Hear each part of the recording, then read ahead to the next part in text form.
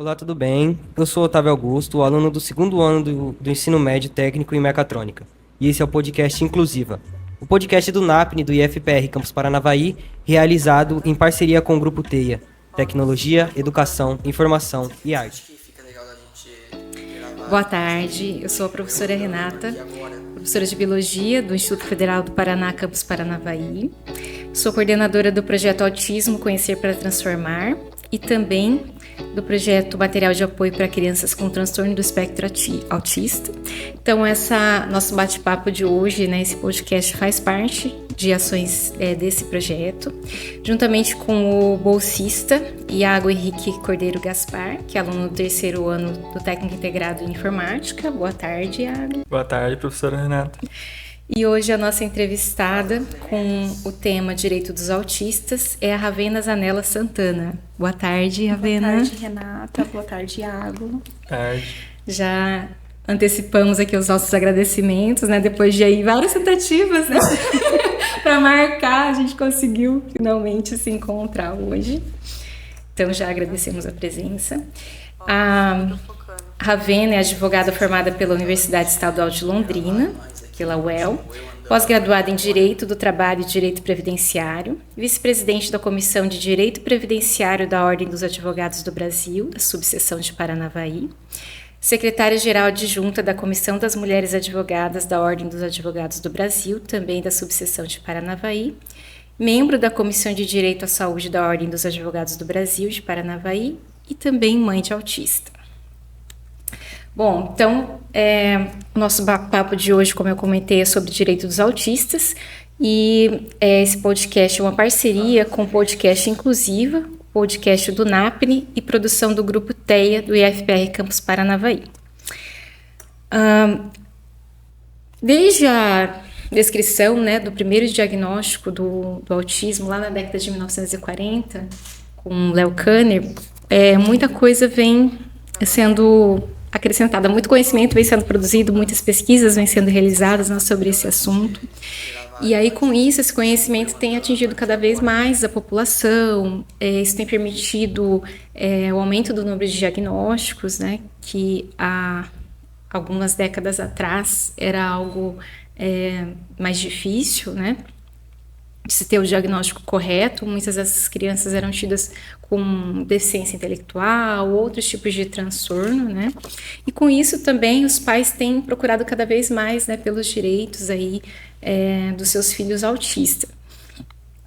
Então, por esse motivo, a gente achou importante hoje abordar esse tema, até mesmo porque muitas pessoas, apesar de hoje já terem muita coisa, muitas leis aqui no Brasil que falam alguma coisa sobre os direitos, a maior parte da população ainda desconhece, a maior parte desses direitos. Então, a gente achou interessante, abordar esse tema hoje para a gente poder levar esse conhecimento também para outras pessoas. Então, Ravena, a gente gostaria que você contasse um pouco para a gente que momento assim, da trajetória sua como advogada que você se interessou pela causa autista. Gente, primeiramente, boa tarde, obrigado pelo convite, por estar aqui hoje falando sobre o direito dos autistas, que particularmente para mim, eu como mãe e advogada, eu sinto na pele as dificuldades do dia a dia, de ter um filho, de ser mãe atípica, de precisar dos direitos, saber que existem os direitos e é uma luta diária para conseguir realmente que as coisas sejam do jeito que precisam ser. A gente sempre desconfiou, vou falar um pouquinho rapidinho aqui do diagnóstico da minha filha. Nós sempre desconfiamos que ela poderia ter alguma coisa. Mas assim, até esse alguma coisa virar realmente autismo, a gente teve a pandemia no meio do caminho, então todo atraso era relacionado com o atraso devido à pandemia. E ano passado nós tivemos, assim, uma certeza ali que era autismo. E a partir de então a gente começou a correr atrás de médico, de terapia, de tudo. E esse ano que nós assim, aceitamos o diagnóstico, fomos em mais profissionais, porque cada profissional fala uma coisa. É até interessante você falar essa questão da pandemia, porque muitas crianças, muitos pais depois tiveram suspeitas assim de que as crianças eram autistas, mas na verdade não era por conta da falta de socialização. Às vezes algumas crianças foram tidas com aquela questão da falta do contato visual e tudo mais, mas que depois da pandemia, com o retorno às atividades sociais, isso foi se esvanecendo. Então realmente não era o autismo. Então teve muitos casos de suspeitas que não era, que foi por conta da pandemia, né? Isso acabou confundindo um pouco ali nesse período, né, os diagnósticos.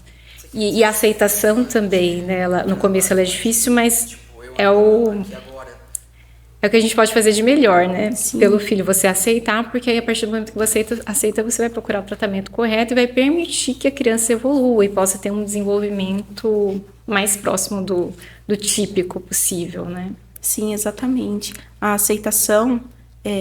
casos, né, de professores, tem professores na família que trabalham com crianças pequenas, que fala que a hora que chama os pais para buscar ajuda, a maioria dos pais se negam, né, fala, não, meu filho não tem nada. Exatamente. Então ali, primeiro de tudo, o primeiro direito do autista ali é a família aceitar que ele realmente... Talvez isso seja também um pouco da falta de conhecimento, porque antes a ideia que as pessoas tinham do autismo era aquele autismo mais severo, não verbal, que tinha aquelas crises e tal. E hoje você tem muitos diagnósticos de autista leve. Então, às vezes, o pai, não, meu filho não tem, porque meu filho não é igual fulano, ou não é aquele tipo de, né, que é rotulado de autista, né? E às vezes não aceita por conta disso. Existe muito essa coisa da comparação, né? Com o outro autista.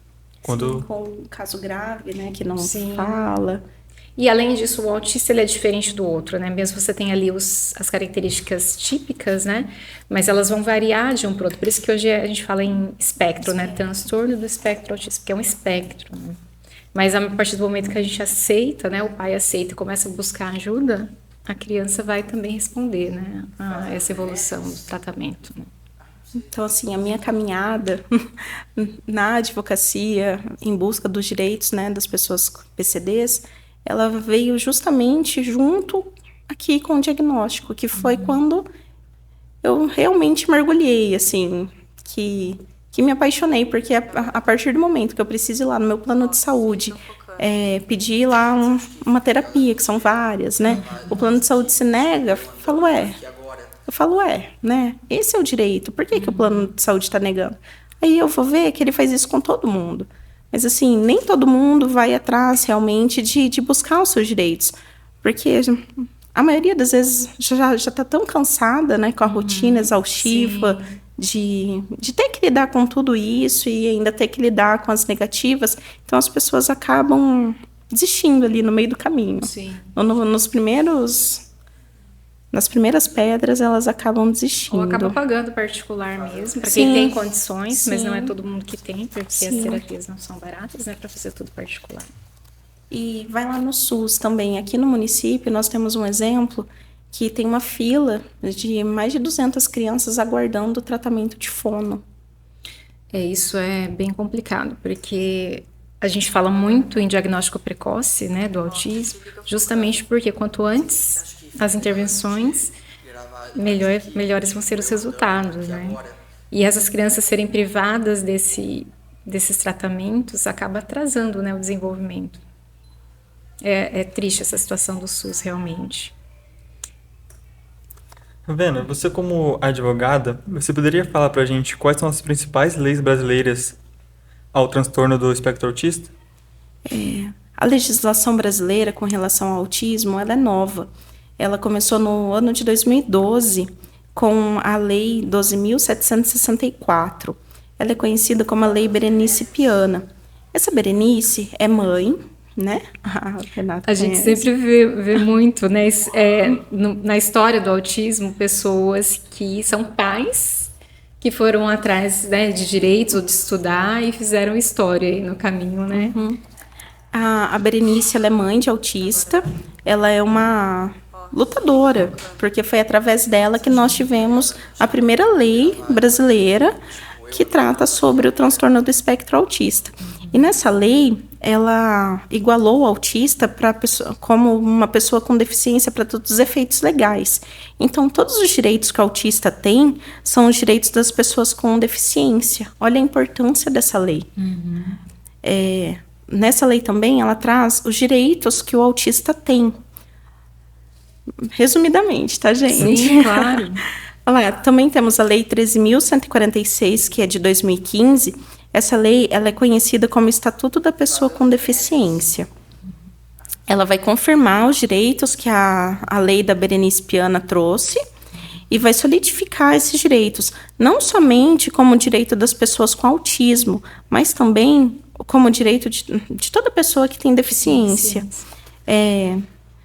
Assim, essas são as duas principais. Aí, em 2016, a gente tem a Lei 13.370. Essa lei ela traz sobre a redução da carga horária para servidores públicos municipais, federais, estaduais. Os servidores que têm parente, cônjuge, filho, que tem alguma deficiência, não só o autismo, e não tem apoio para levar esse familiar para as terapias, essa lei ela disponibiliza a redução de jornada sem a redução da remuneração, para que essa pessoa possa acompanhar, né, o seu ente nas terapias. Essa lei ela é em esfera municipal, estadual também? Federal, sim. Ela abrange os porque eu achei três que era entes. só federal. Então, a princípio ela foi feita, né, para servidores começo. federais. Mas E agora ela foi estendida. Ela abrange a todos. Que bom. E será que nesses setores municipais e estaduais as pessoas têm conseguido facilmente? Geralmente, é que assim, junto com as leis, vem também as leis municipais, né, as leis estaduais. A maioria dos lugares, elas já implementam. Então, administrativamente, o servidor consegue. Alguns lugares ainda precisa judicializar, mas a hora que judicializa, tem o direito atendido.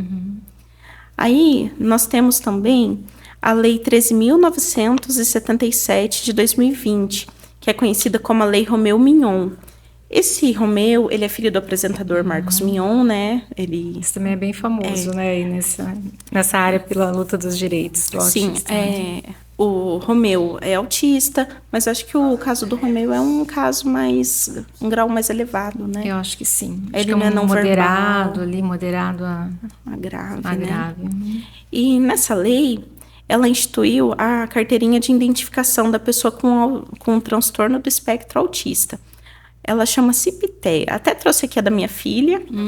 Diz que casa de Ferreira Espeto de Pau. Eu fiz a carteirinha recentemente. Essa lei é de 2020. 2020. Legal. A carteirinha, cada estado fornece a sua. Só que ela vale para todo o país. Território nacional. Isso, porque é uma lei federal. Aqui na carteirinha, a gente tem o nome da criança, os dados RG, CPF, a data de nascimento, o tipo sanguíneo. Aqui eu dou uma dica para os pais. A hora que for fazer a carteirinha, ao invés de ter que ir lá no laboratório fazer um exame sanguíneo, pega a carteirinha de vacina, que lá o dia que a criança nasceu foi feita a tipagem. Sim, tem lá, né? É só escanear essa tipagem e anexar no processo virtual. É eletrônico, não tem custo, é rapidinho. Essa carteirinha como documento, ela não substitui a identidade. Para a criança autista, substitui. Substitui? Substitui. Que legal. Ela tem todos os dados. Tem o nome do pai, da mãe, tem o nome do responsável, tem endereço e tem telefone. Tem telefone, sim. E tem telefone. E aí, em que casos que ela pode utilizar assim, a carteirinha? Pode utilizar para tudo. Por exemplo, nós vamos entrar, né, nos assuntos, mas assim, o autista ele tem vários direitos, como fila preferencial, entrada com desconto Às vezes pra em alguns comprovar, lugares. né? Exatamente. Essa Exatamente. carteirinha, a gente falou da criança, mas para um autista adulto também funciona? Também. Todos os direitos, quando a gente fala do autista, a gente lembra mais da criança, mas o adulto ele é englobado. E hoje, o que está acontecendo? Muitos pais de autistas estão sendo diagnosticados. No consultório, quando eles vão levar o filho lá, eles acabam percebendo que eles têm traços também, né? O próprio médico fala, não, pai, vai, investiga, pai, que tem um pezinho aí do autismo. Exatamente. Tem a questão genética, né, envolvida. Sim. Recentemente, tem a Lei 14.623, agora de 2023, que ela estabeleceu atendimento prioritário para as pessoas com autismo. Só que, assim, o autista ele já tinha esse atendimento prioritário, tinha, né? Uhum. mas essa lei ela veio mais para um incentivo mesmo, Certo. porque ela colocou o autista junto com os doadores de sangue. Então, para estimular mesmo as pessoas a doarem sangue, que é importante, aí já colocou o autista junto com ela. Entendi. A gente viu aí que a maior parte dessas leis, elas são relativamente recentes, né? 2012 foi o ano que meu filho nasceu. Tem 10 anos, né? Claro que a gente sabe da importância dessa legislação para os portadores do transtorno do espectro autista, né?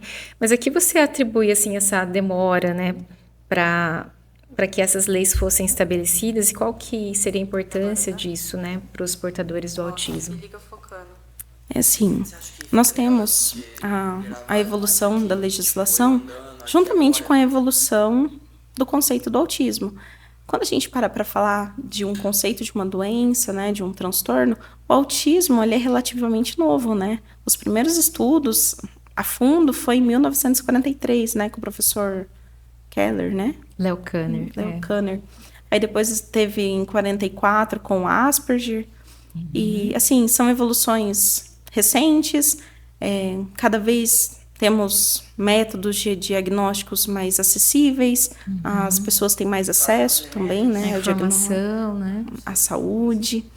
E, atualmente, então, com toda essa evolução, nós temos mais pessoas. E quando a gente tem mais pessoas, a legislação, né, os legisladores, eles se sentem mais pressionados. A nossa primeira lei aqui é de 2012 com a Berenice Piana. E ela é uma mãe. Ela que foi buscar os direitos. Será que se a Berenice não tivesse ido buscar esse direito lá em 2012, antes, né? Porque a lei foi em 2012, mas quantos mas ela anos? Buscando antes. Sim, né? Quantos anos ela buscou? Então, assim, é nova, nós precisamos sempre ter esse diálogo sobre o autista, sobre o PCD. Não só o autista, mas todos os direitos, né, englobam tanto o autista quanto o pessoas PCD. com deficiência, né? Sim. É importante deixar claro, né, que as pessoas com TEA, elas têm os mesmos direitos que todos nós. Todos nós temos direito à saúde, ao lazer, à educação. Então, quando a gente fala, né, dos direitos do autismo, a gente precisa lembrar que eles têm os direitos da criança autista. Ela tem o direito assegurado pelo Estatuto da Criança e do Adolescente. Igual o idoso tem os direitos assegurados pelo Estatuto do Idoso. E nós, os autistas, né, nós temos os direitos assegurados na Lei Berenice Piana. Então, essa lei, apesar de ser de 2012, ela mostra um avanço muito grande. E outras leis vêm vindo junto. Sim, tem algumas mais recentes. Sim, aí, né? sim. Nós vamos falar, esse ano teve a lei que instituiu o cordão do girassol como símbolo para deficiências ocultas, que abrange todo Também, mundo. o autismo. Deixa eu ver. Nós estamos na Semana Nacional da Pessoa com Deficiência Intelectual e Múltipla. Então, quando você falou, né, nós tentamos marcar algumas vezes, não deu certo. E caiu bem nessa data, caiu né? bem na semana. Essa semana ela foi instituída por uma lei em 2017, a Lei 13.585, com o objetivo de conscientizar a população sobre a existência das pessoas com PCDs, né? E trazer a necessidade da discussão das políticas públicas para essa parcela da população. Quando a gente fala aqui de discussão de políticas públicas, é muito importante. Aqui na Unespar teve segunda-feira um evento para prestigiar essa semana e teve debates, né? O que pode ser melhorado. Esse debate da população, da comunidade é importante, porque é através desses debates que a gente vai levar para o legislativo, quem faz as leis municipais, estaduais, federais, o que essa comunidade está precisando. Igual aqui, por exemplo, aqui no IFE vocês têm uma necessidade. É diferente essa necessidade de uma outra escola que atende crianças menores. Sim. E é preciso comunicar tudo isso, né? O legislador precisa ter acesso a todas essas dificuldades, ao número de autistas, que é o que está mais pesando hoje, é saber o número de autistas. Você tinha comentado que ao fazer esse cadastro para solicitar a carteirinha, ajuda a fazer essa estimativa aí do número de autistas, que acaba sendo importante estabelecer, por exemplo, qual que é o percentual da população paranaense sobre o número de autistas, né? Daí, por aí, você pode ver a necessidade de formular mais leis, de propor, né, melhorias, né, nesse setor, na educação, na saúde, nas diversas áreas, né? Sim, Tá mais exatamente. atenção, né? Isso. Exatamente. Assim, a ONU, lá em 2007, ela criou o dia 2 de abril para ser utilizado como Dia Mundial de Conscientização sobre o Autismo. Mas para que, né, criar um Dia Mundial de Conscientização? É justamente para isso, para levar informações para a população, para evitar a discriminação, o preconceito. Geralmente, nesse dia, a gente vê bastante reportagens Sim. na televisão sobre o assunto, se fala bastante, né? Vê lives, enfim. É para discutir o tema mesmo, né? Sim. Para divulgar, para as pessoas conhecerem também cada vez mais. Tanto eu acho importante para a família, quanto para as pessoas que vivem no entorno, porque muitas pessoas não sabem também lidar com as diferenças com o autista, né? Então, as pessoas também que convivem no ambiente escolar ou qualquer outro ambiente da sociedade, também é importante ter esse conhecimento, independente se ela tem ou não um autista na família, né? Exatamente. E a questão aqui do preconceito, ela é gritante. Eu, como mãe, né? Assim Você como tem mãe, nas outras, Nas né, outras deficiências deficiências. também, né? Tem Nas muita outras- questão do preconceito. sim. A rotulagem. Sim. Então, assim, existe um termo, né, que é utilizado hoje que chama capacitismo, que é justamente essa rotulagem, esse preconceito contra a pessoa PCD. Então, assim, não é porque ela tem alguma doença, algum transtorno, que ela é diferente. No sentido de ser incapaz ou que não tem direito do respeito, né? Exatamente. Por isso que a informação é importante para melhorar também essa questão, né, do preconceito. A gente aqui no Brasil, o autismo só foi incluído no censo agora em 2022, e nós não temos esse dado ainda. Nossa. Nós ainda não temos esses dados segundo o IBGE. Olha o tamanho do Brasil, o tanto, E não o tem tamanho nenhuma da população. estimativa, né? Exatamente. Nos Estados Unidos, né, As recentemente, situações são totalmente diferentes. foi feito um estudo, né, a professora Renata, que está mais envolvida com relação a dados, a cada 100 crianças, 36 são autistas. Gente, olha o tamanho disso. Né, o É mais tamanho ou da menos importância. 1% da população mundial, a estimativa, né? Cada vez mais, na verdade, isso às vezes aumenta um pouquinho. Daí as pessoas falam, mas está tendo uma epidemia de autismo. Mas um dos fatores é justamente esse conhecimento que tem levado a mais diagnósticos, até do autismo leve, que antes eram tidos como outros transtornos, na verdade. A maioria dos diagnósticos iam para os autistas mais graves, né? Então, com a mudança do DSM, a nova versão para o transtorno, então isso também permitiu um maior número de diagnósticos, não necessariamente que isso, né, que seja uma pandemia. Aí tem outros fatores ligados, né? Hoje a gente sabe que as pessoas têm tido filhos mais tardiamente e tem a questão genética envolvida, as mutações que são acumuladas no esperma, né, que na verdade o pai contribuiu com a maior parte dessas mutações ali, a partir de 40 anos esse risco aumenta bastante, então tem aí vários fatores envolvidos, né. Continuando com o que a professora Renata estava falando, às vezes nem essa pandemia que falam, né, que aparece, não é de agora. É por causa, né, dessa desinformação que existia. Aí as pessoas começam a aparecer agora porque elas começam a ser diagnosticadas agora. Por isso pessoas adultas estão sendo diagnosticadas e começando a aparecer. Assim o pessoal, né, de fora que vê assim começa a se assustar e pensar sobre isso, né? Ué, na minha época não existia isso. Começou agora, do nada apareceu, né? É tudo frescura, Como se fosse uma né? epidemia do século XXI. Agora, tirando um pouco o foco dos outros PCDs. quais são os principais direitos do autista no Brasil? No Brasil, vamos lá. Lá na lei da Berenice Piana, de 2012, ela traz um rol de direitos do autista. Os direitos do autista, ele começa como todos os seres humanos, né, com direitos fundamentais. Esses direitos fundamentais, eles estão lá na Constituição Federal, de 1988, que é o direito fundamental à saúde, à educação, ao lazer, ao trabalho, à nutrição, à acessibilidade, à medicação. Especificamente aqui, a gente também tem ao tratamento precoce, ao diagnóstico precoce. O autista ele tem o direito de ser tratado sem ter um diagnóstico fechado. O que isso implica, assim, no dia a dia, tá? Levando mais aqui para o dia a dia. O autista ele tem direito às terapias multidisciplinar, lá de fono, de psicopedagoga, o que precisar, sem ter um diagnóstico fechado.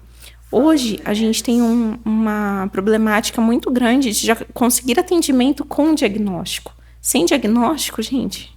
Faltam profissionais, né, na rede pública para atender a demanda, né? Sim. Então, às vezes, ficam meses ou até mais anos na fila para conseguir, né, um atendimento. A gente, hoje aqui no município, nós não temos um neuropediatra para atender criança. Isso é um problema, porque eu participo do grupo que a gente participa, de pais ali e de profissionais que trabalham com autismo, e eles estão sempre ali, né, procurando indicações de neuropediatra. Aqui na região realmente é bem complicado. Até nos planos de saúde isso é complicado. Algumas especialidades do plano de saúde também são bem complicadas. Por quê? Esses especialistas, neuropediatra, psiquiatra infantil, então nem se fala.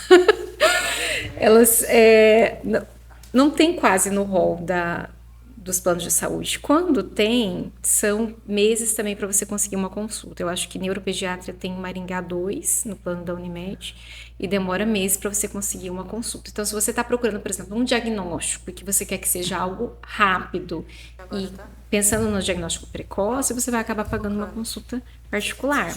E as consultas particulares são caras. O meu filho está fazendo agora acompanhamento com psiquiatra infantil, é R$650 a consulta. Então, não é algo barato, acessível. Né, para a maioria das pessoas. E nem todo neuropediatra vai ter também a especialização. Às vezes você vai em até você conseguir algum que, né, se adapta ali, que você tenha realmente confiança. Não é necessariamente no primeiro que você vai conseguir estabelecer um diagnóstico, né? Voltando lá para falar dos direitos, a Agência Nacional de Saúde, ela estabelece limites de sessões de terapia.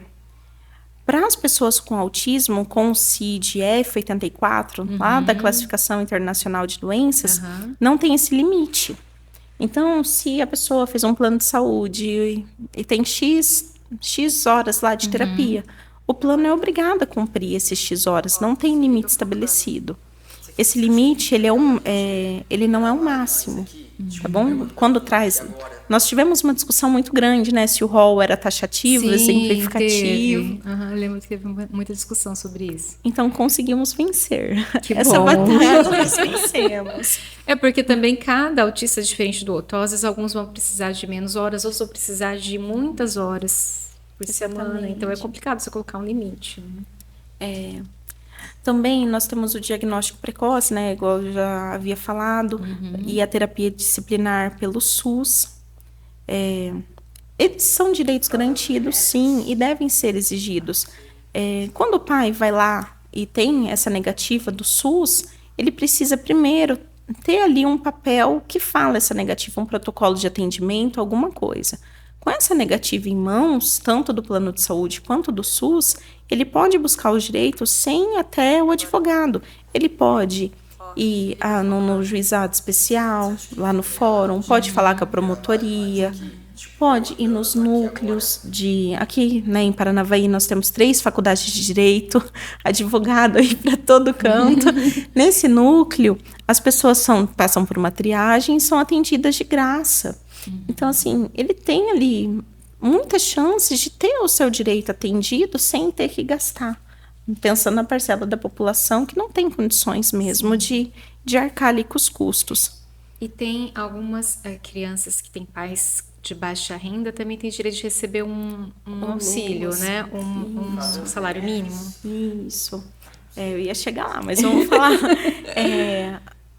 As crianças, né? Crianças e adultos aqui, tá?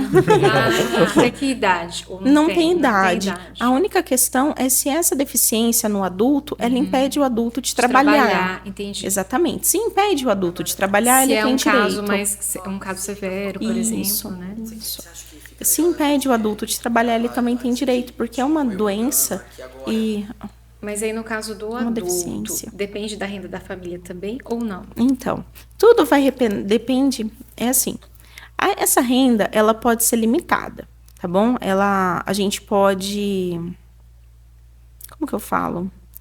Ela pode ser analisada. A renda, a priori, é 1/4 do salário mínimo, que hoje está dando 300 e pouquinho. Quem é bom de conta ajuda. 1.320 dividido por 4. Quem faz, por favor? Fazer os alimentos? Hoje essa renda, ela está de 1/4 de salário mínimo.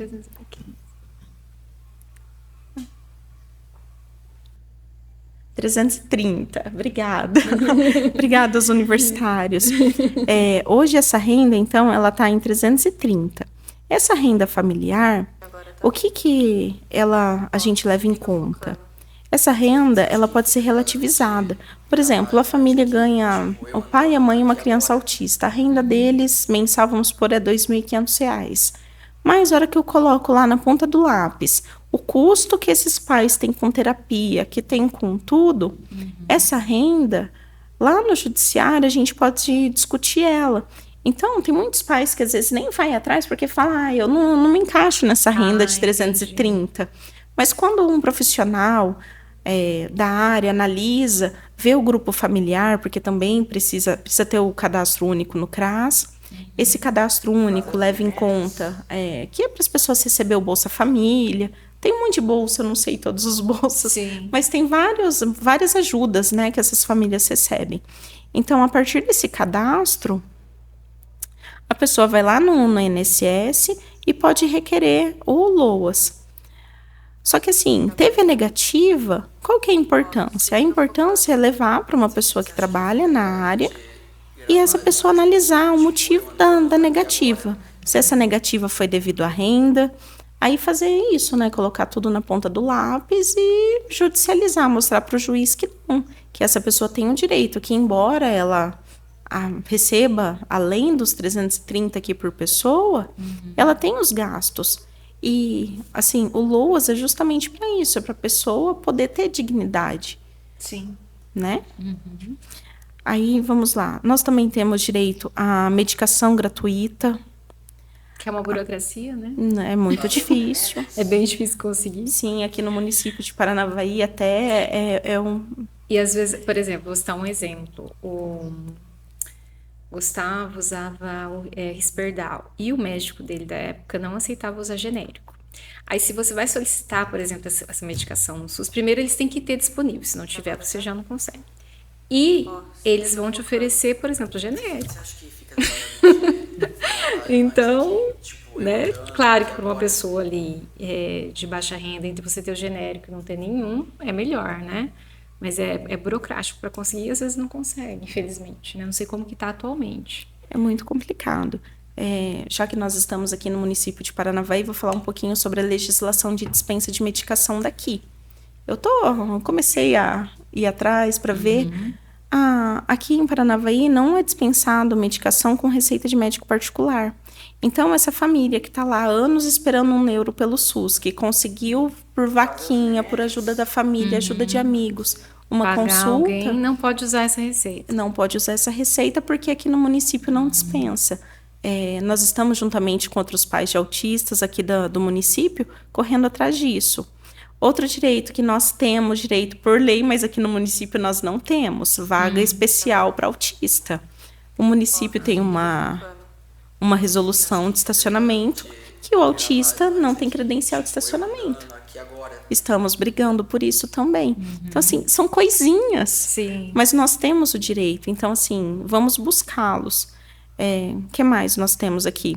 Para plano de saúde, por exemplo, quando uma criança autista vai fazer um plano de saúde, o pai vai fazer o plano de saúde, a primeira coisa que eles informam é que o autista vai ter a carência de 180 dias. Nossa, é muito tempo. Essa carência não existe. A carência aqui é 24 horas. O autismo, ele não é uma doença pré-existente, porque ele não é considerado doença, ele é um transtorno. Ele é um transtorno e a pessoa já nasce Exatamente, com ele. exatamente. Então, não existe essa carência. A terapia adequada, se a neuro ou psiquiatra colocou que tem que fazer X terapia, não é o plano de saúde ou o SUS que vai falar que ela não tem direito a essa terapia. Ela tem que fazer a terapia conforme está no laudo médico. Certo. Reclamação de barulho por vizinhos. Tem muitos autistas que gritam muito, né? Minha filha mesmo, ela tem muita crise sensorial. Então, até falo, meu Deus, vão chamar o conselho tutelar. Mas vão achar que está tendo violência doméstica. Então, assim, essas crianças que são mais sensoriais, os vizinhos ficam lá enchendo o saco. Por quê? Né? Sim, graças a Deus, eu nunca até a Amanda, minha vizinha. A Amanda vai achar que eu sou louca. Tem vizinhos que ficam reclamando, né? Que às vezes chama a polícia, que arruma encrenca, porque tem criança que não dorme, que a noite inteira fica gritando. É a realidade. Sim. Por exemplo, se esse vizinho for lá e prestar queixa e ficar se incomodando muito, é uma discriminação. A lei colocou isso, que os vizinhos, sabendo do transtorno do espectro autista, eles não podem sim se incomodar com barulho. Mas tem que respeitar. Tem que respeitar. Que mais? Até tem uma questão falando em barulho, que está sempre sendo discutido ali nos grupos que eu vejo, é a questão da proibição dos fogos de artifício, né? Que é algo que incomoda muito alguns autistas, né? A maioria, que tem a questão auditiva, né? Aqui no município, um lado bom aqui do município, tá bom? Foi aprovada uma lei, tanto para os autistas, né, quanto para os animais, para ter os fogos que não tem barulho. Eu não lembro como chamam aqueles fogos, mas tem um nome específico para não ter barulhos. Isso é importante. Ter só a luz. O autista, ele tem um direito ao trabalho. Empresas com mais de 100 funcionários têm a obrigação de incluir a pessoa com deficiência. Aí tem algumas porcentagens, né? Começa com 2% do quadro de funcionário. Temos um projeto de lei em trâmite. Desculpa, não trouxe o número. Mas para aumentar esse número para 4%. O pai do autista que acaba de receber o diagnóstico tem direito ao saque do saldo do FGTS, o pai, a mãe ou o cuidador aqui, tá? Aqui pode ser o tutor, representante legal, tem direito a sacar esse saldo do FGTS. Administrativamente, não vai conseguir. A Caixa se nega, mas judicialmente os juízes têm entendido por viabilizar o valor do FGTS para o tratamento. Do horário reduzido de trabalho, a gente já tinha comentado. Só um adendo, essa redução aqui da jornada de trabalho, ela pode ser de até 50%, tá bom? E assim, ela não é... meu filho é autista, eu já tenho a redução, não. Ela tem que passar por um pedido administrativo, vai ter uma perícia. Vai ter uma perícia. Cada órgão estabelece como que vai ser essa perícia, de quanto em quanto tempo tem que passar por essa perícia. Então, cada ente ali legisla ali de uma maneira que tá dando certo lá para ele. Se caso o funcionário ele tenha essa negativa, o servidor público ele pode estar judicializando, que lá no judiciário, na maioria das vezes, tem atendido, desde que ele constate que não tem mais pessoas mesmo que que ele precisa acompanhar esse deficiente, o autista aqui no caso, ele vai ter essa jornada reduzida. Que mais? Nós temos a isenção do IPVA, isenção do IPVI, do IPI e do ICMS. Essa isenção do IPVA, É importante aqui falar que cada estado também legisla de uma maneira. Geralmente, essa isenção, a gente precisa de um laudo médico, sendo médico do SUS, com carimbo do estabelecimento do SUS. Tá em mais uma dificuldade. Até a gente conseguir esse carimbo do SUS. Você conseguir alguém do SUS, né? Acho que tem que ser um médico e um psicólogo também, se eu não pode me ser engano. psicólogo.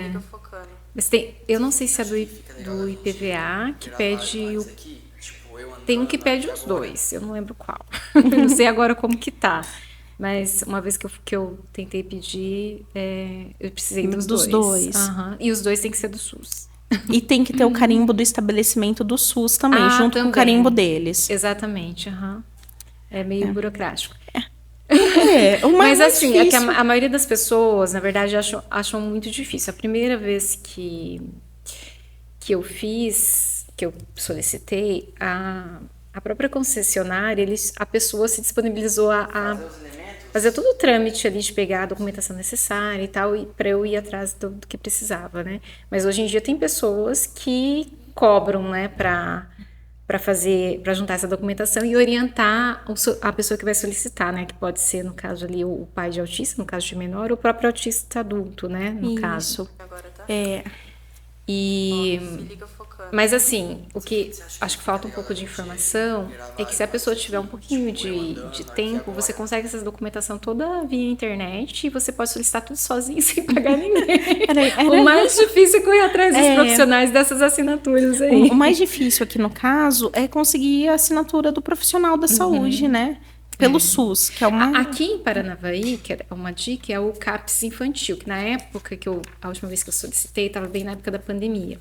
Daí eu fui no posto de saúde lá perto de casa e eles me indicaram para fazer o cadastro pelo CAPS infantil. E aí lá no CAPS infantil tem o psiquiatra e tem a psicóloga. Então você consegue as assinaturas lá, né? Aí você agenda uma consulta com eles para eles fazerem uma avaliação, né?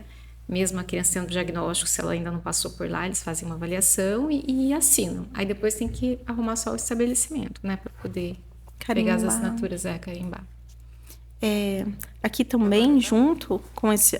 importante. Esse laudo, aqui no Paraná, é só colocar lá no Google, laudo para isenção de PVA, que vai aparecer, vai te levar para a página. Sim, é só uma folha que você preenche e aí precisa do médico para assinar. Né? Sim, aí lá você já imprime essa folha e também o trâmite é feito. O mais difícil para conseguir essa isenção realmente é conseguir a consulta. Mas conseguiu a consulta, conseguiu os carimbos, todo o procedimento está online, fácil, porque... Tem até telefone, se você não conseguir, tem até telefone lá no site para você ligar, eles te auxiliam. E junto com essa isenção do IPVA, tem a restituição dos últimos 5 anos que ele foi pago. Então, assim, a pessoa vai ter realmente, né, essa ajuda. Querendo ou não, vamos pôr um carro lá de R$2.000, 5 anos já dá 10 mil. Sim, com certeza. É uma ajuda. E isso ele tem que solicitar como? É judicialmente? Não. Tudo pelo site. Tudo pelo site. Isenção de IPTU aqui em alguns municípios, aqui no município de Paranavaí. Mas é só para pessoas de baixa renda, no caso. Então, aqui no município de Paranavaí tem isenção de IPTU para autistas e para PCDs. Aqui no caso do município, eu não me recordo exatamente, eu acredito que são 3 salários mínimos por família. Então, precisa ter, né? Todo direito ele tem uma regra de critério. Então, claro que você precisa avaliar se você se enquadra ou não nesses critérios. Tem isenção do imposto de renda, de aposentadoria e pensão. Por exemplo, um avô que tem guarda do neto autista, ele tem direito à isenção do imposto de renda sobre os proventos dele, se ele for aposentado. E prioridade. Só no caso de aposentado. Aposentado e pensionista. Tem direito à passagem aérea com desconto. Esse cadastro da passagem aérea é feito diretamente nas companhias aéreas. Cada companhia aérea vai estipular, né, a forma desse cadastro. Importante sempre ter um laudo, porque tudo que nós vamos fazer para o autista precisa do laudo. Então, sempre ter o laudo, a carteirinha de identificação do autista. O desconto da passagem aérea, ele funciona assim. O autista ele vai pagar integral, só que o acompanhante ele tem 80% de desconto. Então, você compra a passagem do autista e quando for comprado o acompanhante vai pagar só 20%. É mais alguma coisa, né? É mais alguma coisa. Só que tudo isso tem que ser solicitado antes, Tudo né? antes, não deixa, vai viajar em dezembro, não vai deixar para fazer isso lá em dezembro, que não vai dar certo. Né? Às vezes pode dar certo, mas geralmente, né, tem um trâmite que a gente envia a documentação, eles analisam, se der alguma coisa errada, a gente refaz. Então precisa ter um tempo para que isso aconteça. Também temos a tarifa social na conta de luz. Essa tarifa social também ela é para pessoas de baixa renda, até 3 salários mínimos a família precisa ter, e vai ter desconto na conta de luz. Também, diretamente lá na Copel, precisa ter o laudo, precisa comprovar a renda. Direito à medicação, nós já falamos. Direitos previdenciários, que é a aposentadoria PCD para o autista. Tem uma perícia para ver qual grau de PCD que ele se enquadra. Cada grau de PCD tem uma redução do tempo de trabalho. O direito assistencial, que é o LOAS, né, que a professora Renata havia perguntado. Só é importante, se a pessoa já recebe o LOAS, ela tem que fazer atualização de dados a cada 2 anos. Se ela não fizer isso, ela perde o benefício. Lazer, o direito a lazer. Entrada com desconto, fila preferencial. Nós fomos viajar agora, a primeira vez que a gente viajou com a Cecília com diagnóstico. No Beto Carreiro, por exemplo, ela não pagou entrada e ela tem acesso preferencial aos brinquedos e tem direito a mais de 3 acompanhantes. Então, nós não pegamos fila. Então, assim... são coisas, imagina uma criança autista esperar 2 horas para andar no porque brinquedo. geralmente eles não conseguem esperar. Não, e começa a morder, a se bater, né? Eles são muito ansiosos também. Né? Então, o Hop Hari também tem, só que o Hop Hari eu acho que ainda a criança autista paga, lá no Beto Carreiro não paga, tem... Foi uma questão ali, política interna deles mesmo. Sim, política interna deles. Mas legal. o autista, ele tem direito à entrada, à meia entrada. Meia entrada. Por exemplo, esses brinquedos que tem no shopping, o autista tem direito também a pagar menos. Esses parquinhos de shopping. Esse que você compra ficha, sim? Aqui em Paranavaí tem direito à metade. Mas eles, no estabelecimento, se você falar, eles... Sim. Porque tem gente que nem tem esse conhecimento, né? Que é dona do estabelecimento e não sabe. Mas aí você fala, tem a lei. É bom saber disso. Parques, eventos culturais. Hoje, até foi legal lembrar do exemplo do Beto Carreiro, porque lá no Beto Carreiro, as pessoas que trabalham lá passam por uma formação para atendimento autista. Olha que interessante. E eles têm o selo da empresa amiga do autista. Olha. Mais de 70%. Exemplo para outros lugares, né? Mais de 70% dos funcionários dele tem esse selo. Tem muito hotel hoje também que está fazendo isso. Hotel que... hotéis que atendem muita criança, né? Esses resorts, eles estão fazendo esse treinamento com os funcionários e o estabelecimento que faz esse treinamento ganha o selo do amigo do autista. Importante. É bem legal. Que mais? Acessibilidade.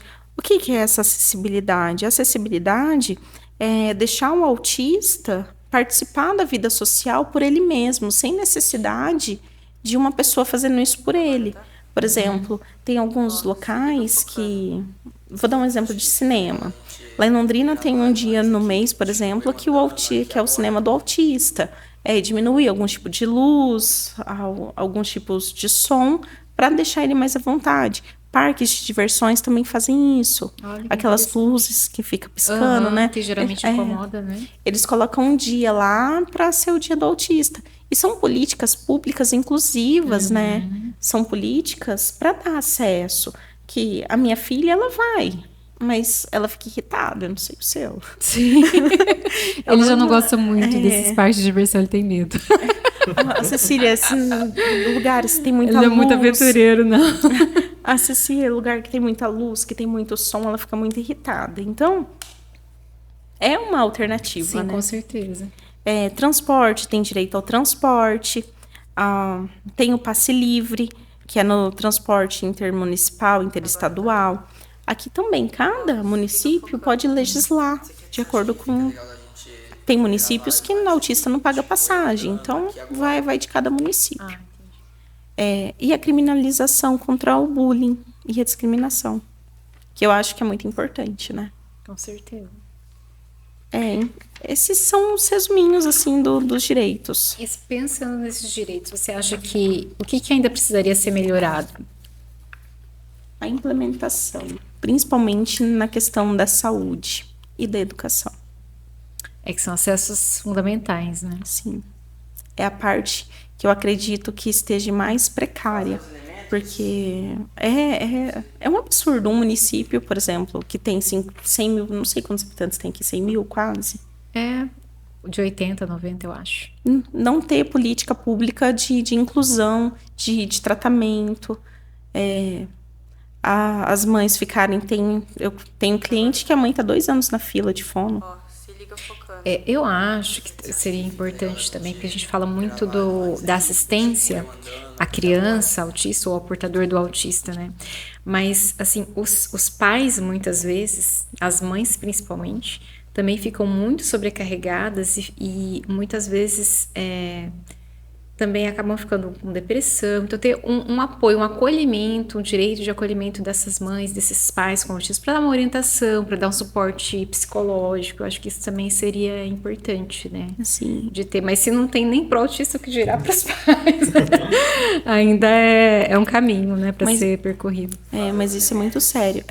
Temos algumas associações aqui em Paranavaí e elas estão tentando trazer isso.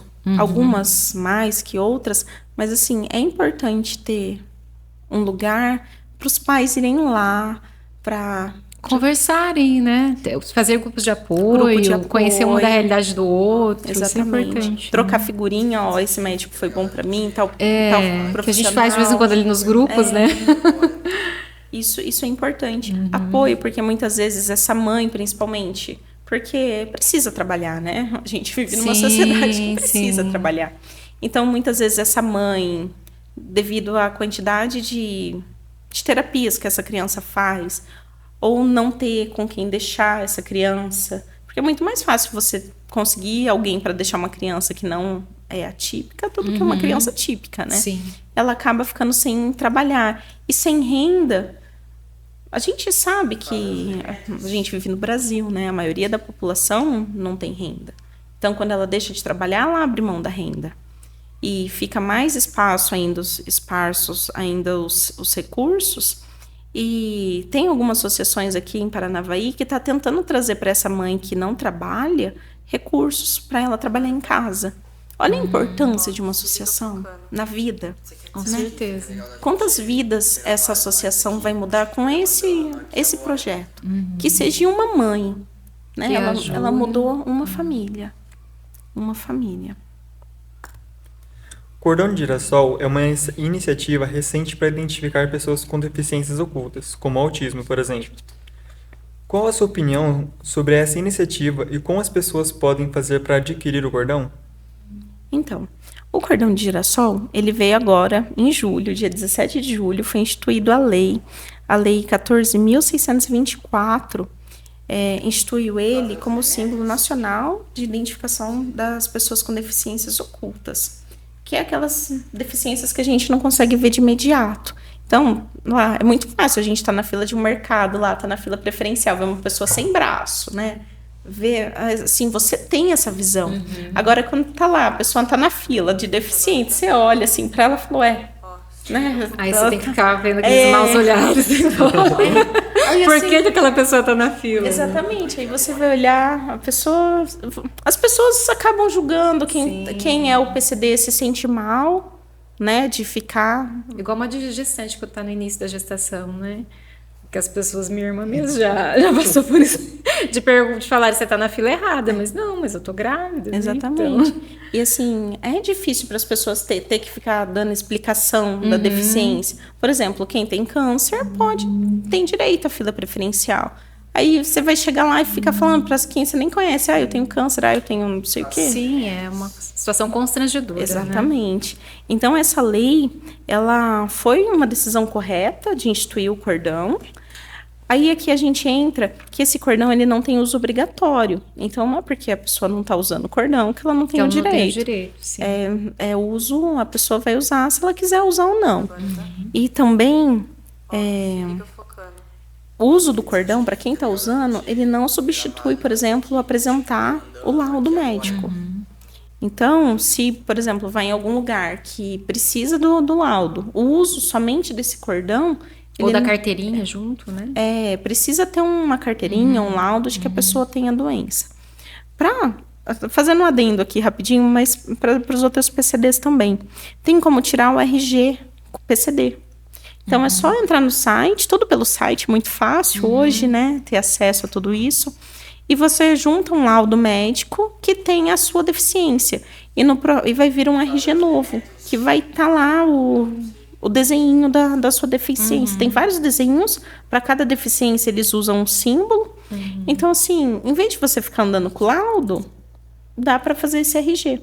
E fazendo outro adendo, para aposentadoria, para quem continua no mercado de trabalho e tem alguma doença, alguma deficiência, é importante sim fazer o uso desse reconhecimento, porque vai ter os direitos previdenciários, a aposentadoria garantidos. A pessoa PCD ela só pode aposentar se ela realmente for PCD. Então, assim, não adianta eu ter a doença e não ter ido lá e não ter feito a alteração nos documentos. Eu preciso ter essa alteração ali cadastrada no sistema. Entendi. Mais uma coisa aqui do cordão, senão eu falo demais, gente. E onde que a pessoa pode conseguir esse cordão? Pela internet. A hora que bate lá, cordão de girassol pela internet, aparece no Amazon, no site da Magazine Luiza, a no pessoa site da compra. Pernambucana. Exatamente, ela compra. Aqui em Eu Paranavaí... achei que era fornecido. Assim, Não. Pelo SUS, ou sei lá. Ainda não. Ainda não. Porque Poderia, não é para né? pessoas ali que são atendidas pelo SUS, Sim. que poderia ter, né? Poderia. Fica aí uma sugestão, se tem alguém ouvindo. Mas, a princípio, hoje... Aqui em Paranavaí eu não vi lugar físico ainda. Em Londrina eu vi lugar físico vendendo. Ah, que legal. Cidades maiores, né, geralmente tem mais recursos. Mas pela internet é facinho, chega rapidinho.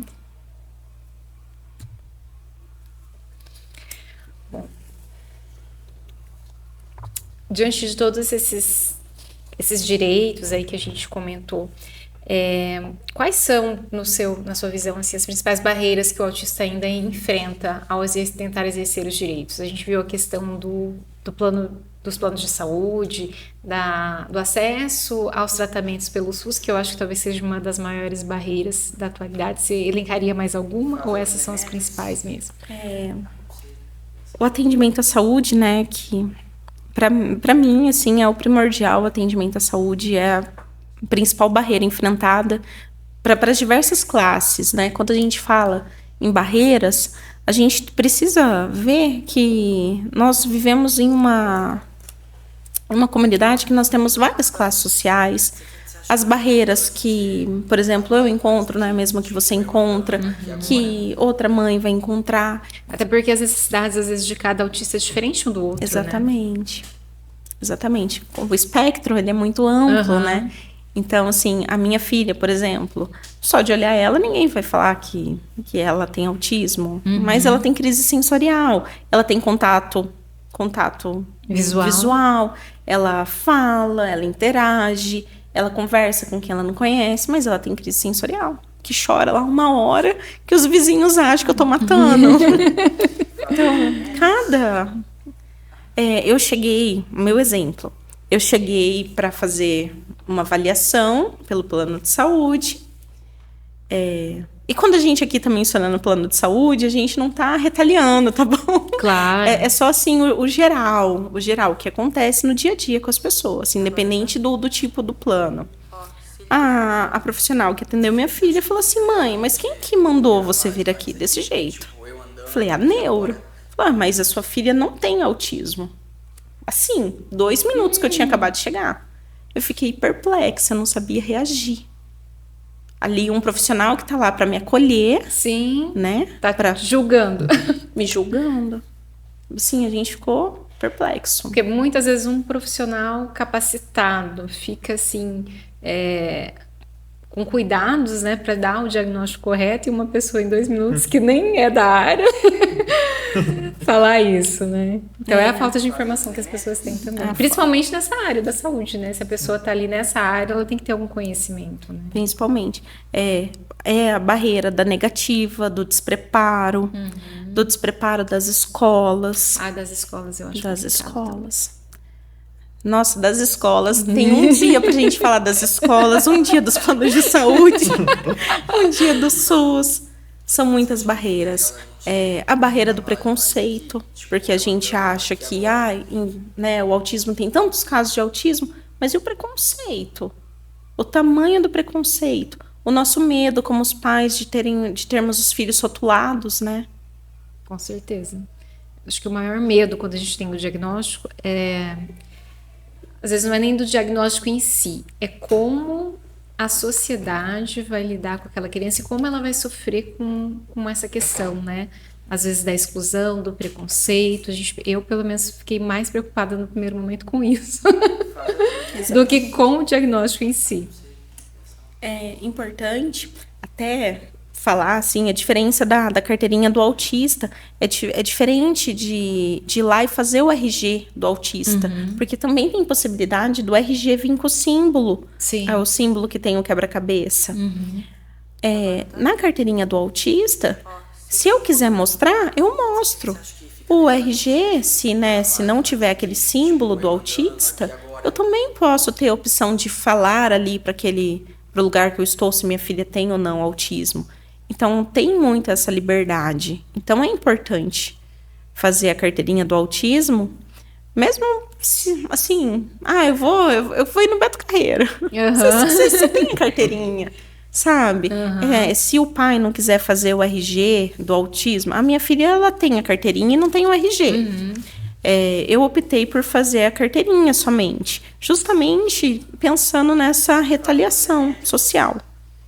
Nós não vivemos em Nárnia. Eu até hoje não fiz o RG por conta disso, de não ter um rótulo. Exatamente. Mas eu vou fazer a carteirinha. É importante ter alguma comprovação. Sim, importante. É importante buscar, né, os direitos. Os nossos filhos têm direitos. Aí quando a gente fala uma barreira muito grande, a falta de informação. Quantos pais que são baixa renda, ou que às vezes andar ali para entrar judicialmente pedindo um LOAS, que vai fazer diferença na renda dessa família, na qualidade de vida dessa família, não sabe que tem direito. Acha que só o nível 1, o nível 3, né? Nós temos 3 níveis. Que somente o nível 3 do espectro que tem direito. Não, todo mundo tem direito. A lei não fala em nível para ter direito. Fala em condição. Sim. Tá? Você tinha falado, né, da acessibilidade e da adaptação do cinema, do parque. Você pode falar um pouco como que essa acessibilidade, essa adaptação do ambiente físico pode ajudar a promover os direitos do autista?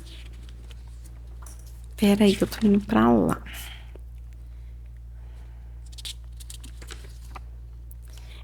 Essa questão do cinema eu não sabia. Aqui em Paranavaí, acho que cidades maiores que acabam tendo essas alternativas, né? Mas nada impede de vir para cá. De vir para cá. Nós temos que pedir, né? Quando eu fui questionar, porque eu fui tirar a carteirinha de estacionamento da minha filha, e eu cheguei lá e falaram assim, não, mas você não pode. Eu falei, mas por quê?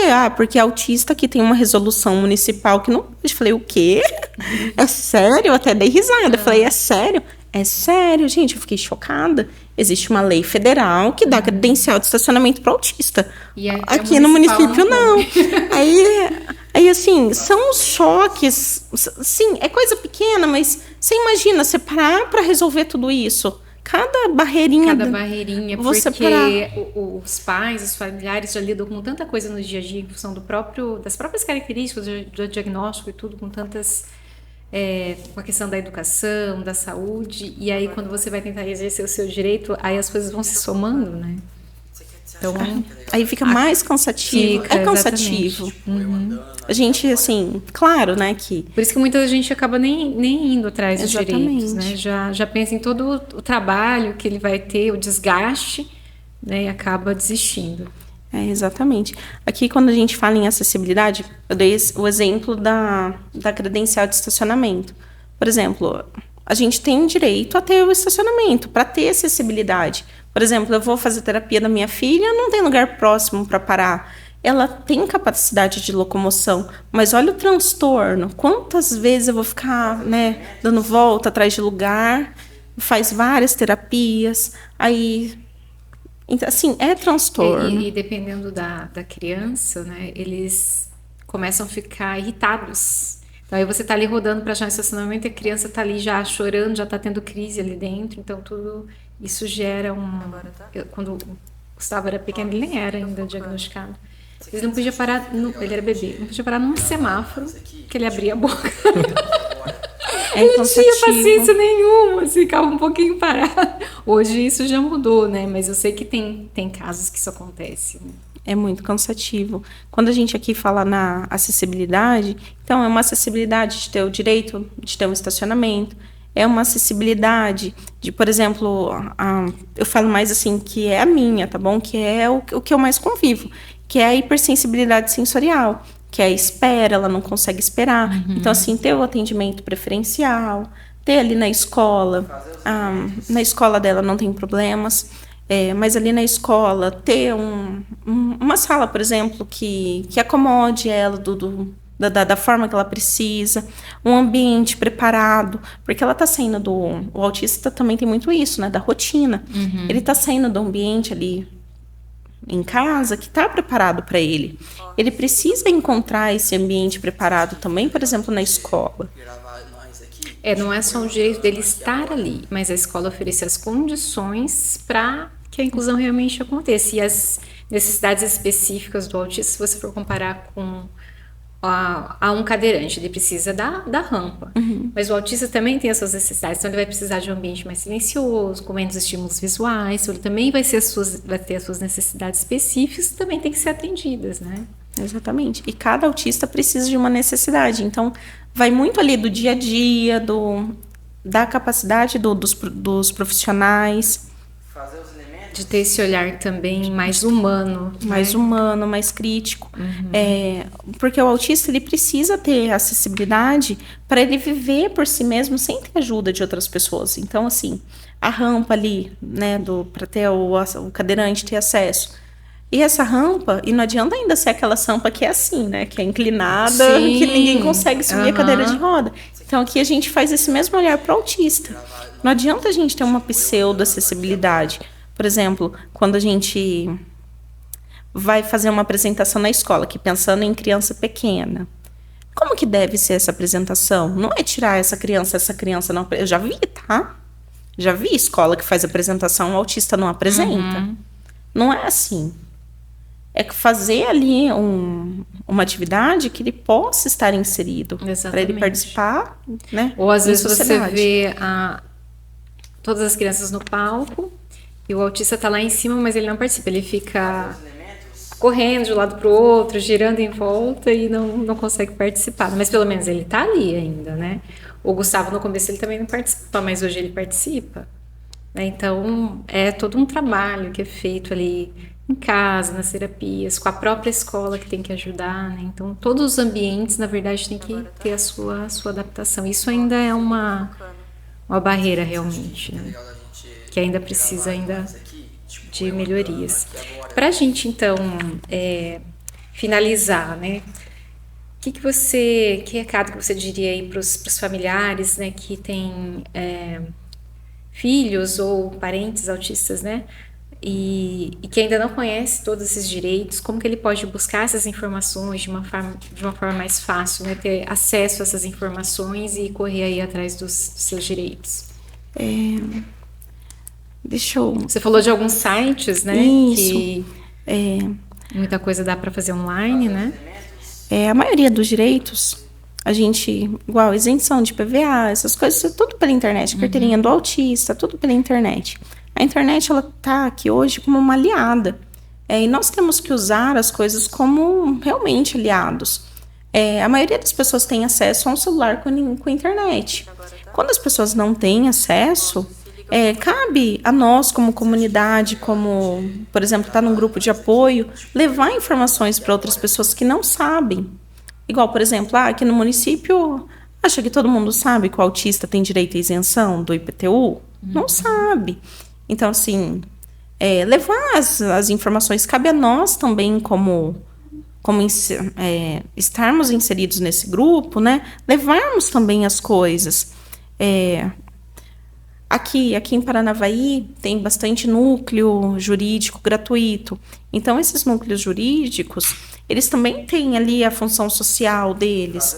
Nós, como profissionais do direito, também temos a nossa função social de levar a informação para as pessoas. E onde que as pessoas podem buscar esses núcleos jurídicos? Esses são gratuitos? Esses são gratuitos. Aqui em Paranavaí também agora tem a Defensoria Pública, que também é gratuita. Mas o que acontece? Tem muitos... Quando a gente coloca lá direitos do autista, vai aparecer vídeo de profissional falando sobre isso no YouTube, vai aparecer bastante coisas. Então, hoje o acesso à informação é muito grande. Então, assim, eu tenho uma dúvida, por exemplo. Eu fui lá e falaram para mim que meu filho não tem direito ao auxiliar terapêutico, por exemplo. Que é uma questão que passou batida, eu não falei. A do mediador na escola, né? Isso. Depois eu vou falar rapidinho do auxiliar terapêutico, porque eu acho que é muito importante, que não só o autista precisa, mas tem várias condições de saúde que precisa dele.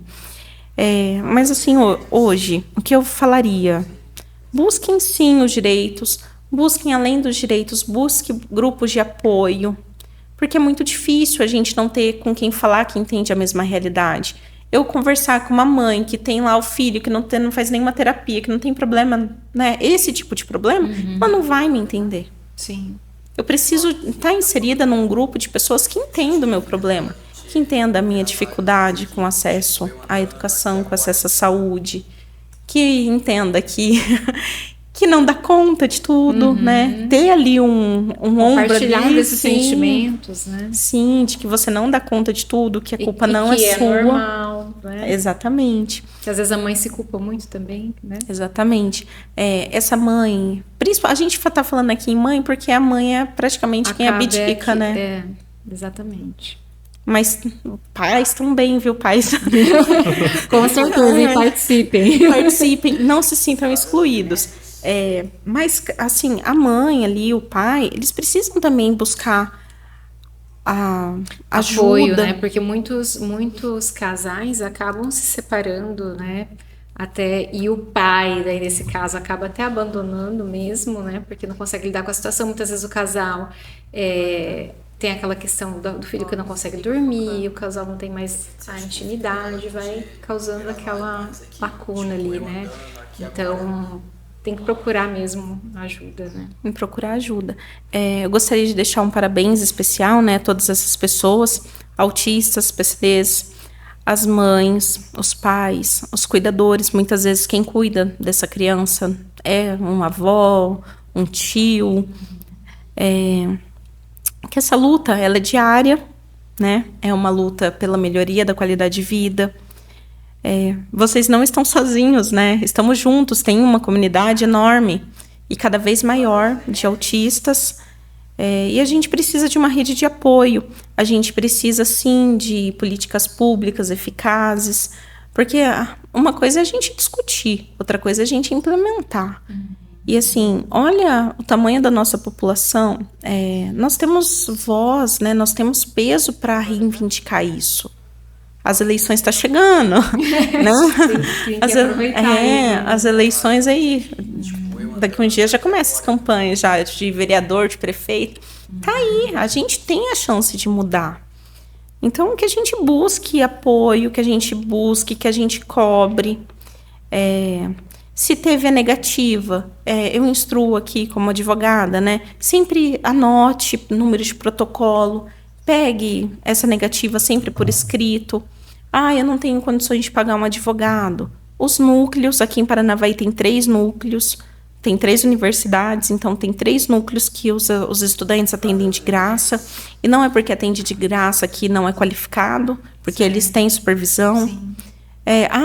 Não vou no núcleo. Você pode ir lá no juizado especial, sozinha, sem advogado, dependendo do caso, e dar entrada. Falar, por exemplo, tô 6 meses esperando uma consulta, por exemplo, pelo município. Posso ir lá no juizado, sozinha, sem advogado. Então, o fato de não ter condições de pagar um profissional, ela não exclui o seu direito. Vou falar rapidinho aqui, Renata, antes de nós terminarmos, sobre o auxiliar terapêutico. Esse auxiliar terapêutico, ele está lá disponível. Quem trouxe ele aqui foi a lei da Berenice Piana, lá de 2012. Essa lei fala que, em alguns casos, de acordo com o laudo do médico, tá bom? Sempre com o laudo do médico, o autista tem direito ao auxiliar terapêutico. O que as escolas fazem?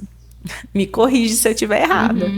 As escolas vão lá e pegam um estagiário e colocam de auxiliar terapêutico. Quando pega, porque tem muitas que não pegam ainda, né? Ficam sem, né? O que acontece?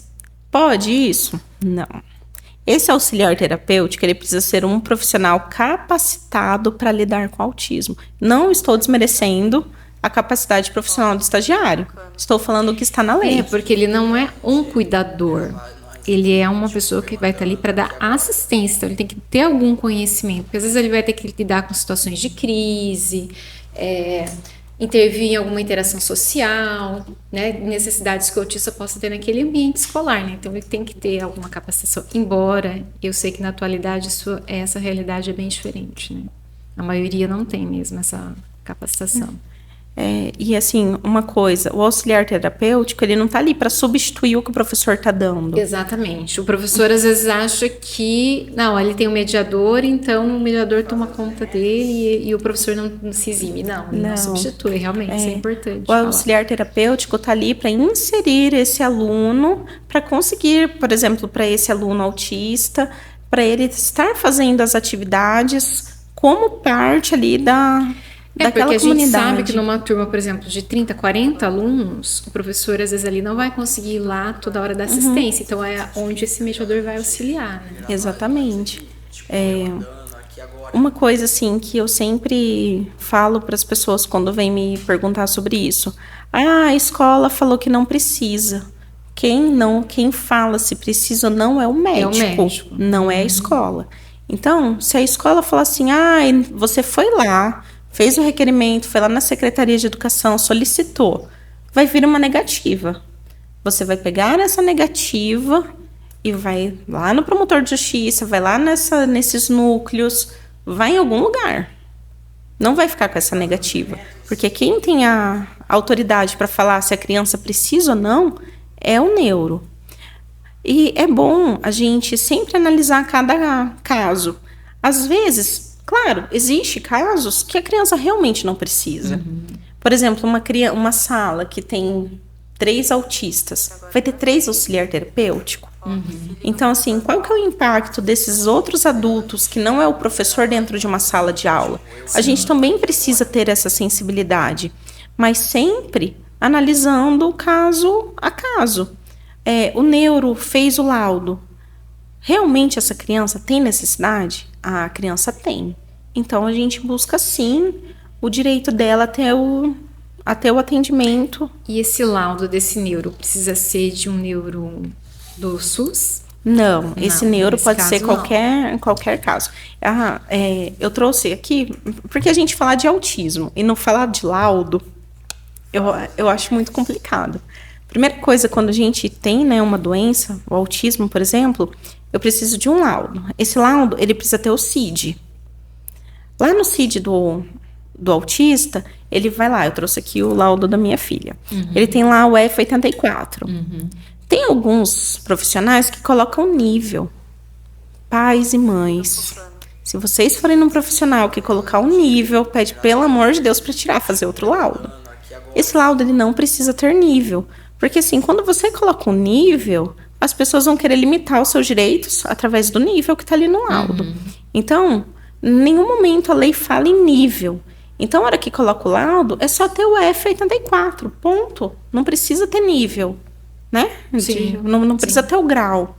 Então, tá lá o laudo com o CID. Aí, o que precisa ter nesse laudo? Precisa ter as terapias com quantidade de horas semanais, a indicação dos métodos e das especialidades. Por exemplo, é muito comum prescrever ABA, a terapia ABA, né? Tudo em ABA. O plano de saúde não tem Não profissional com ABA. Gente, não importa. É profissional com ABA? Faz a terapia com E o plano de ABA. saúde vai ter que ressarcir depois. Exatamente, pede o reembolso depois. Se essa terapia é individual ou coletiva, por exemplo, o plano de saúde concedeu, o SUS concedeu, mas tem 5 crianças junto, 10 não, gente. Tá ali, é individual, é individual. Alguns casos, assim, é até interessante para você trabalhar, por exemplo, habilidades sociais. É interessante você ter um grupo para você mediar as interações sociais, mas tem várias outras habilidades básicas que precisa ser individual, né? Exatamente. Aí nesse laudo precisa colocar se é urgente.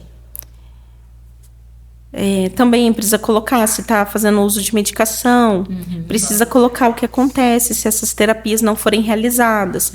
Aqui, por exemplo, no laudo da minha filha fala que se as terapias não forem feitas, vai prejudicar o desenvolvimento e vai afetar ainda mais a convivência. Então, assim, a importância de um laudo bem feito. Sim. Porque quando eu tenho um laudo bem feito, eu consigo cobrar. Igual aqui na minha, tá pedindo um auxiliar terapêutico. Eu ainda não pedi, porque não teve necessidade. Às vezes a gente mesmo acha que no dia a dia ali percebe, exatamente, né? Tem essa sensibilidade de perceber se precisa ou não. Essa questão da medicação também é interessante, porque às vezes você está fazendo um acompanhamento particular, mas aquela medicação já está estabilizada. Às vezes você pode, procurar às vezes acabou uma medicação ali e você não conseguiu uma consulta a tempo. Você vai ali num posto de saúde ou com outro médico tendo laudo, ele pode te dar receita. Exatamente, né? Exatamente. É importante um atestado bem feito, né, um laudo bem feito, ele garante os seus direitos. Agora, vamos supor, a pessoa vai passar por perícia no INSS para conseguir o LOAS. Tá lá nível 1. O perito do INSS já nega tudo. Já vai ter. Já nega tudo. Aí me chega lá um nível 1. Gente, o perito vai negar. Então, a gente precisa ter esse olhar mais amplo com as coisas. Mais alguma pergunta? Não, acho que a gente conversou bastante. Deu para ter uma ideia ampla, assim, né? Sobre os direitos, as leis. Acho que foi bem interessante.